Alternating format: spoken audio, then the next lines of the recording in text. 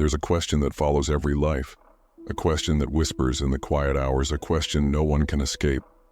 What is this reality we're in? You wake up in the morning, open your eyes, and suddenly you're here, in a world of light and matter, sound and color. But do you ever pause and ask yourself, why this world? Why this time? Why this self? You breathe, you think, you move through the rhythm of your day, and yet, behind every heartbeat, there's a mystery deeper than words. For thousands of years, philosophers have wrestled with this mystery. Plato said the world we see is only a shadow of higher truths. Kant argued we can never know reality itself, only its appearances. Nietzsche warned us that what we call reality might be nothing more than chaos disguised as order. But let's set aside the names, the schools, the theories. Let's step into the question directly. Because the truth is, existence isn't some theory to memorize. It's an experience we're inside of, an ocean we're swimming in without knowing how deep it goes. Think about something as ordinary as blinking. Each time your eyes close, the world vanishes. When they open again, the world returns. But where did it go? Or think about sleep. Every night you disappear into darkness. Every morning you come back, as if nothing happened. Where were you? And then there's death, the inevitable doorway at the end of life's corridor. You will go through it, but where does it lead? The mystery of existence isn't abstract. It's personal, it's intimate, it's happening to you right now. And that's where our journey begins. Together we're going to step into the hidden dimensions of life. We'll ask, what is time? What is death? What is consciousness? And perhaps most importantly, who are you? The one asking these questions. Not as dry philosophy, not as detached speculation, but as a living exploration, as if each word is a lantern guiding us deeper into the unknown. Because the unknown isn't just out there, the unknown is all around you. The unknown is you. We live inside time, but do we truly understand it? Every second slips away, carrying us forward like leaves on a river. The past fades behind us, the future stretches ahead.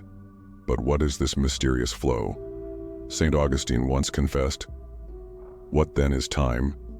If no one asks me, I know. If I wish to explain it, I do not." That paradox still haunts us today. We measure time with clocks and calendars, yet its essence slips through our fingers like water. Ask yourself, do you really experience time as numbers on a screen? Or do you experience it as moments? A child's laughter, a sunset fading, a memory you can't let go of. Time isn't just physics.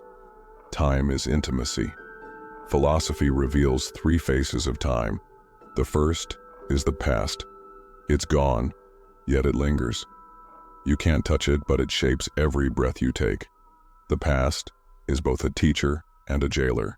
It gives you identity, yet it chains you to stories you may long to escape. The second is the future. It hasn't arrived, but it pulls at you with invisible threads. The future is hope, ambition, and fear. It's the land of possibilities, but also of anxieties that may never come true. And then there is the present, the eternal now. We speak of it casually as if it were just another fleeting moment. But mystics have always insisted, the present is not just a slice of time, it is the only reality. Everything else, past and future, exists only in the mind. The present is the doorway to what is real. Pause for a moment, feel your breath. Notice your body here, now. The very act of awareness is proof that you exist in this moment. And if you go deeply enough into it, something remarkable happens. Time dissolves. Mystics, philosophers, even physicists converge on this idea. Time may not be a river flowing forward at all.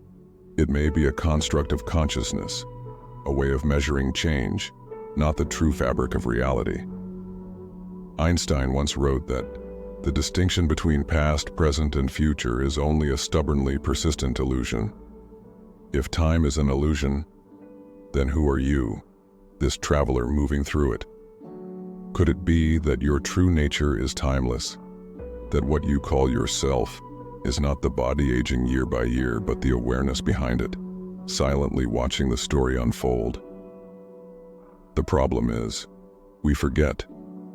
We mistake the costume for the actor. We mistake the clock for the truth.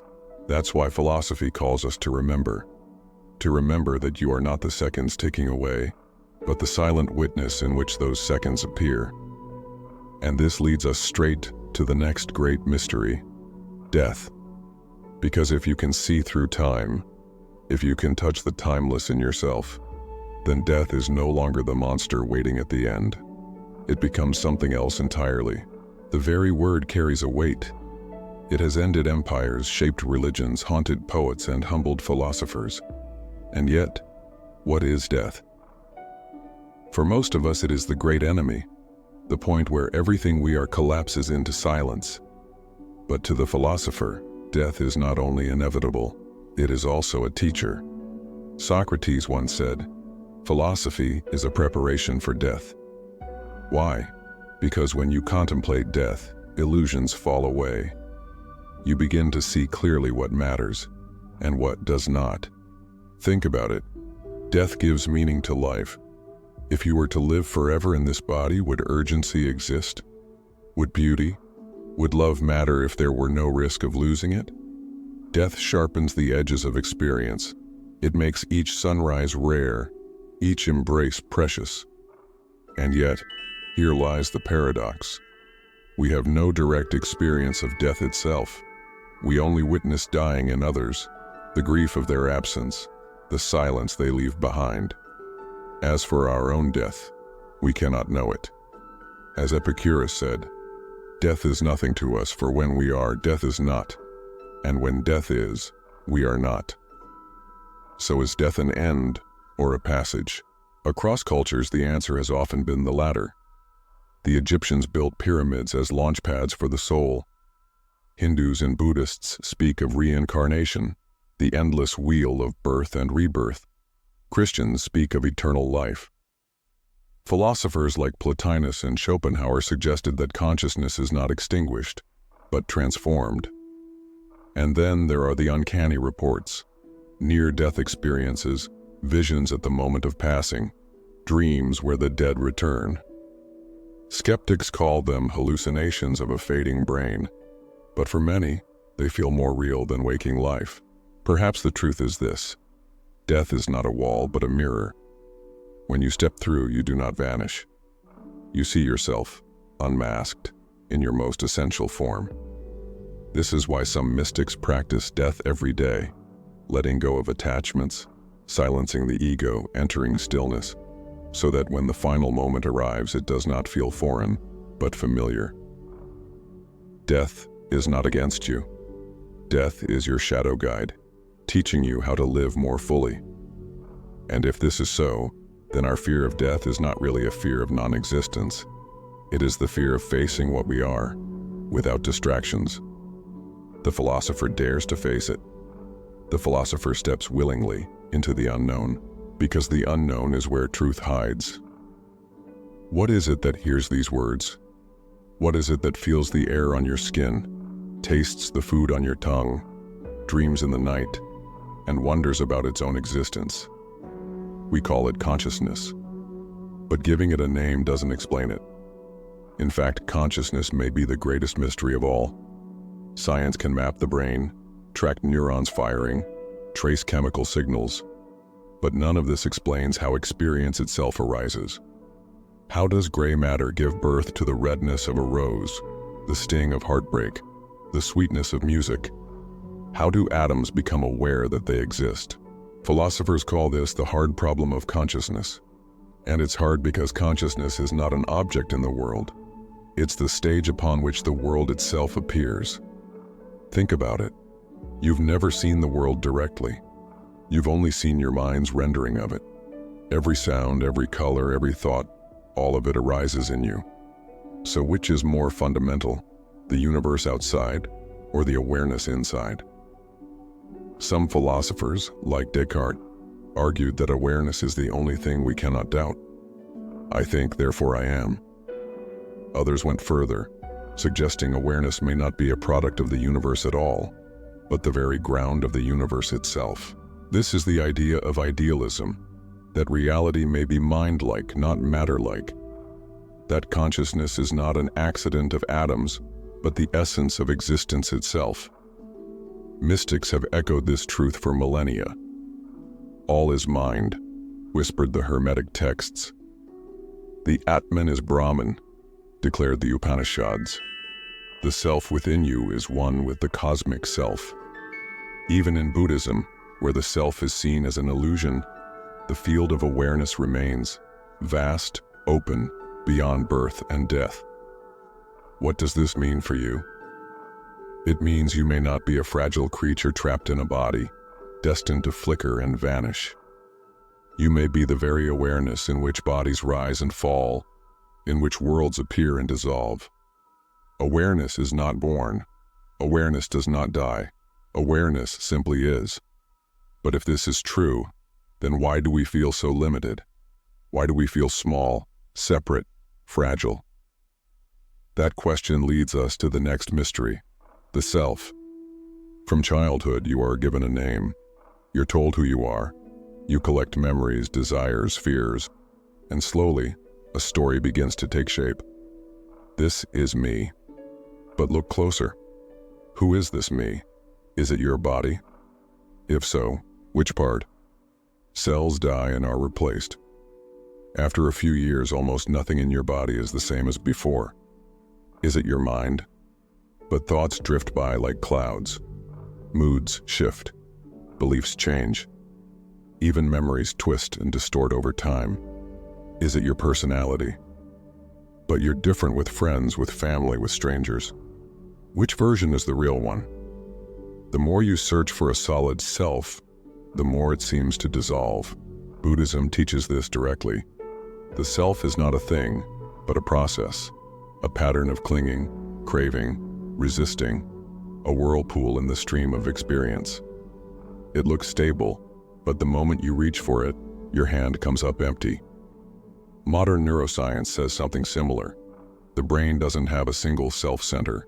Instead, it's a collection of processes stitched together into the illusion of a unified I. But here's the paradox. Even if the self is an illusion, it isn't meaningless. It's a useful illusion. A mask consciousness wears to play the game of life. The danger isn't in having a self. The danger is in believing the mask is all you are. Because behind the mask, something greater watches. The awareness that doesn't come and go. The stillness behind the storm. And if you turn inward, if you quiet the noise, you may catch a glimpse of it. The vast, silent field in which your life unfolds.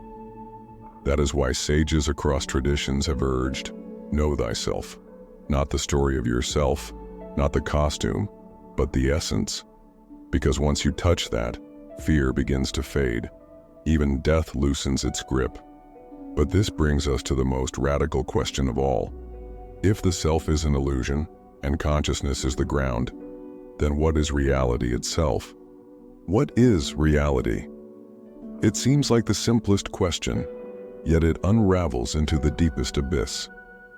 Every day, you wake up and assume the world around you is solid. You touch the table, you walk on the ground, you see the sky above, and you trust it is all real. But how do you know? Consider dreams. When you're inside a dream, everything feels real. You run, you speak, you suffer, you rejoice. It's only upon waking that you realize it was all a projection of your mind. Philosophers have long asked, what if waking life itself is just another dream? Plato gave us the famous allegory of the cave, where prisoners mistake shadows on a wall for reality, until one escapes and discovers the true world outside. The message is clear.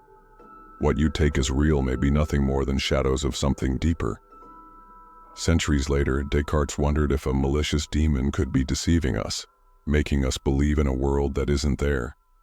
Today, the modern version of this question is simulation theory.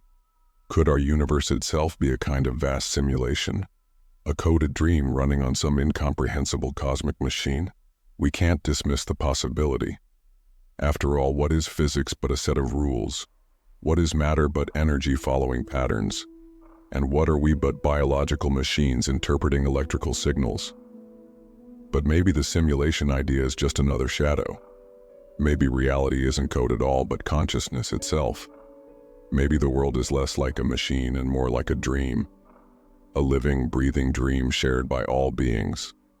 This is why many mystical traditions describe the world as Maya, illusion. Not in the sense that nothing exists, but in the sense that what you see is not ultimate.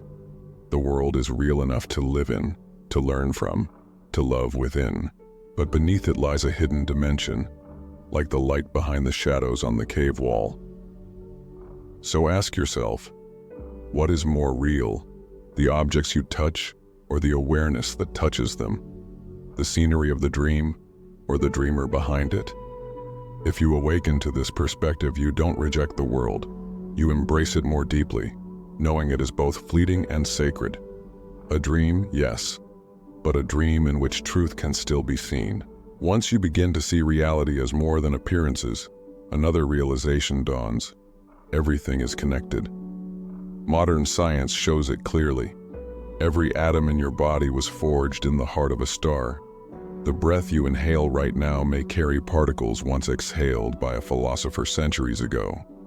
The bacteria in your gut, the trees producing your oxygen, the sun sustaining the earth, all of it is part of one vast, interwoven system. Philosophy has always whispered this truth as well. The Stoics spoke of the Logos, the rational order binding all things. Taoism speaks of the Tao, the way that flows through stone and river, bird and cloud. Mystics across cultures speak of oneness, not as metaphor but as lived experience. And if you look inward, you can feel it. The boundary between you and the world begins to blur. Where do you end, and where does the rest begin? Your skin is not a wall, but a membrane through which air, food, and sensation pass. Even your thoughts are not entirely your own. They are shaped by language, culture, history. You are not an isolated island. You are the ocean in motion. This unity is not only physical, it is also spiritual. Awareness is not divided by bodies. The same light shines through countless windows. The same consciousness peers through countless eyes. To realize this is to see the sacred in everything, in the face of a stranger, in the gaze of an animal, in the silence of the stars. It is to understand that harming another is harming yourself, and that love is not sentiment, but recognition of the one in the many. This is why great sages radiate compassion. They do not love because they should. They love because they see clearly. And this vision transforms life. Suddenly, the ordinary becomes extraordinary. A glass of water, a bird's song, a moment of stillness, all become gateways to the infinite. But here lies the challenge. Though unity is real, the illusion of separation persists. The ego clings, the world distracts, fear returns. Awakening is not a single moment. It is a practice, a continual turning back to the truth that has always been here. And so we arrive at the final question. Knowing all this, how should you live? Philosophy, if it stays only abstract, becomes sterile. Its true power lies not in speculation, but in transformation, in shaping how you live, how you see, how you move through the world. If reality is dreamlike, if the self is an illusion, if consciousness is the ground, and if all beings are one, then what follows? First, humility. You are not the center of the universe. You are a wave in the ocean, a note in the symphony. To cling too tightly to your separate self is to suffer. To see your life as part of something vast is to breathe freely. Second, gratitude. Every moment is a miracle. The fact that there is something rather than nothing, that awareness shines at all, is astonishing. The cup of tea in your hands, the sound of laughter, even your struggles, all are temporary gifts of the dream. Gratitude turns the ordinary into the sacred.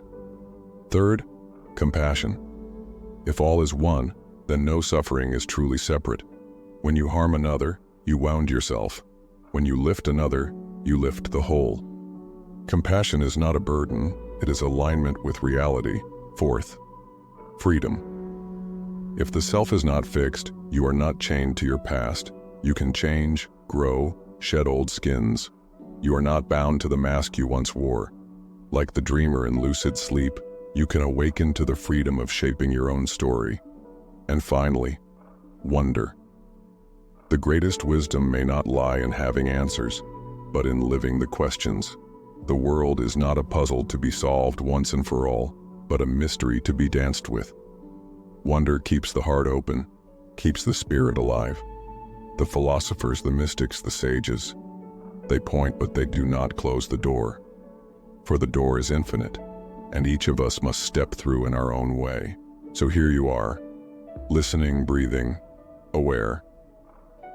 What if everything you see, the sky above, the earth below, even the thoughts drifting through your mind, is not separate from you, but expressions of the same vast awareness? What if your life, with all its struggles and triumphs, is not random chaos, but a chapter in the great unfolding of consciousness exploring itself? And what if, in this very moment, you already are what you've been seeking? You do not need to become infinite. You already are. You do not need to cling to life, for awareness cannot die. You do not need to chase meaning as if it were some hidden treasure. You are meaning itself, the universe knowing itself through human eyes. Close your eyes even now and feel it. The silence beneath thought, the awareness that never comes or goes. That is you. That is reality. That is the truth. Philosophers, mystics, and poets have been pointing to since the dawn of time. And if you choose to live from that place, hombre, with humility, gratitude, compassion, freedom, and wonder, then no matter how brief this life may be, it will shine. Because you will not merely exist. You will awaken. This is not the end of the journey. It is only the beginning. For philosophy is not a destination, but a companion, a lantern you carry through the dark, a reminder that the questions are just as sacred as the answers. So as you return to your life, remember this. The self is a story. The world is a dream. Consciousness is the ground. And everything is one. Live as if this is true. And one day you may realize it always was.